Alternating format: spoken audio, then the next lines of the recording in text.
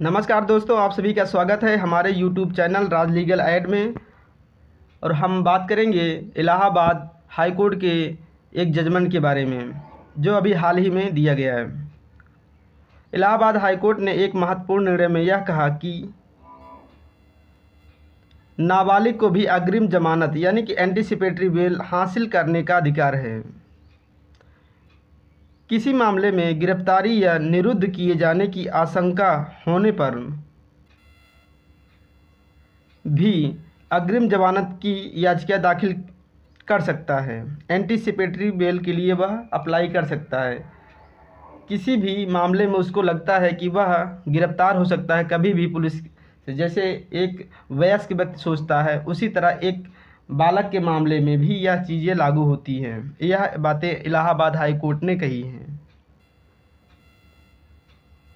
यह निर्णय मुख्य न्यायमूर्ति प्रीतिंकर दिवाकर एवं न्यायमूर्ति समित गोपाल की पीठ ने दिया है। जैसा कि चित्र में दिया गया है, पहले नंबर पर मुख्य न्यायमूर्ति और दूसरे नंबर पर न्यायमूर्ति हैं गोपाल, समित गोपाल जी हैं। यह मामला साहब अली केस में एकल पीठ के कानूनी प्रश्न पर दिया गया है। पीठ ने कहा कि यह कहना सही नहीं है कि नाबालिग अग्रिम जमानत अर्जी नहीं दाखिल कर सकता, क्योंकि उसे इसका अधिकार नहीं है। ऐसा करके उसे अग्रिम जमानत के अधिकार से वंचित नहीं किया जा सकता। सिंगल बेंच ने जैद अली और कई अन्य की अग्रिम जमानत याचिकाओं पर यह कानूनी प्रश्न बड़ी पीठ को संदर्भित किया था। तो पीठ ने कहा कि नाबालिग को 2015 के संशोधन में जुवेनाइल जस्टिस एक्ट के तहत अग्रिम जमानत अर्जी दाखिल करने का अधिकार है और अंतरिम जमानत अर्जी मेंटेनेबल है,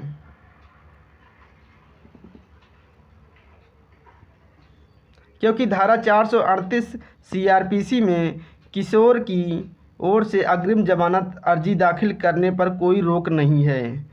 यह प्रावधान जुवेनाइल जस्टिस एक्ट 2015 धारा 10 और 12 में बातें आती हैं। साहब अली केस में एकल पीठ ने कहा था, जुवेनाइल जस्टिस एक्ट की धारा 10 व 12 के प्रावधान के मुताबिक नाबालिग की गिरफ्तारी की आशंका नहीं है, इसलिए उसे अग्रिम जमानत अर्जी दाखिल करने का अधिकार नहीं है। इस पर पीठ ने कहा कि एक्ट में ऐसी कोई रोक नहीं है, इसलिए अपराध में सम्मिलित होने व संदेह की आशंका वाले किशोर को उसके वैधानिक उपचार से वंचित नहीं किया जा सकता, क्योंकि कोर्ट ने क्लियर कर दिया है कि एंटीसिपेटरी के लिए अगर वह चाहता है तो ऐसा कोई रोक बालक के लिए नहीं है। वह एंटीसिपेटरी की याचिका दाखिल कर सकता है।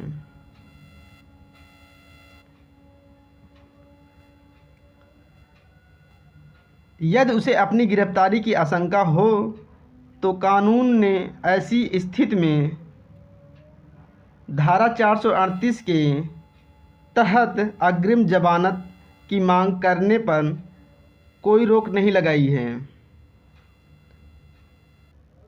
पीठ ने कहा कि यदि ऐसा अधिकार नहीं दिया जाता तो फिर नाबालिग को अपने मौलिक अधिकार से वंचित होना होगा। मौलिक अधिकार एक नैसर्गिक अधिकार है जो जन्म से ही मिलता है, ये बाय बर्थ है।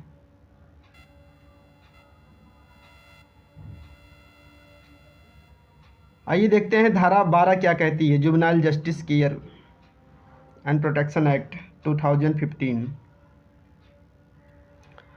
धारा 12 किशोर न्याय अधिनियम 2015 इसमें कह रहा है विधि विरोधी बालक होना प्रकर्ता अभिकथित बालक व्यक्ति की जमानत। तो उसकी जमानत कैसी होगी, कहाँ होगी, इसके बारे में धारा 12 कह रही है। तो इसमें कह रही है धारा कि दंड प्रक्रिया संहिता 1973 जमानती और जमानती और अजमानती के मामले में प्रतिभूति के साथ यानी कि सिक्योरिटी के साथ या बिना जमानत के छोड़ दिया जाएगा या परिवीक्षा अधिकारी देखरेख में या उपयुक्त व्यक्ति की देखरेख में रखा जाएगा। कहने का तात्पर्य यह है कि धारा 12 यह कह रही है कि उसकी जमानत बाल अपचारी होने के नाते उसकी जमानत सीआरपीसी के प्रोविज़न के तहत होगी। सीआरपीसी का प्रोविज़न धारा 438 भी आता है सीआरपीसी के अंतर्गत। और वेलेबल और नॉन वेलेबल की बात भी यहाँ करी गई है। और उसके पश्चात इसमें जमानती और अजमानती के मामले में ही बात करता है। और यहाँ पर धारा 12 कह रही है प्रतिभू के साथ या बिना जमानत के भी छोड़ दिया जाएगा। और रखने की बात जो कह रहा है धारा 12, तो वहाँ पे परिवीक्षा अधिकारी या कोई ऐसा व्यक्ति हो जिसकी देखरेख में रखा जाना चाहिए, तो वो बात वहाँ होगी। अगला देखते हैं धारा 10 क्या कह रही है। जुवेनाइल एक्ट, जब कभी बालक को जो विधि विरोधी है, अभिकथित है, पुलिस द्वारा गिरफ्तार किया जाता है, वैसे ही बालक विशेष किशोर पुलिस इकाई या पदाविहित बालक कल्याण पुलिस अधिकारी के प्रभार के अधीन रखा जाएगा और उसे बोर्ड के समक्ष प्रस्तुत किया जाएगा। बोर्ड के अंतर्गत संप्रेक्षण गृह या सुरक्षा का स्थान जहां बालकों को रखा जाता है, उसको 24 घंटे के अंदर ये भीतर उसको वहां पर प्रस्तुत करना होगा। परंतु बालक को उसे पुलिस लॉकअप या किसी कारागार में नहीं रखा जाएगा। तो ये बातें यहाँ पर इलाहाबाद हाई कोर्ट ने करी, जो कहती है कि धारा 438 बाल अपचारी के लिए भी अलाउ है।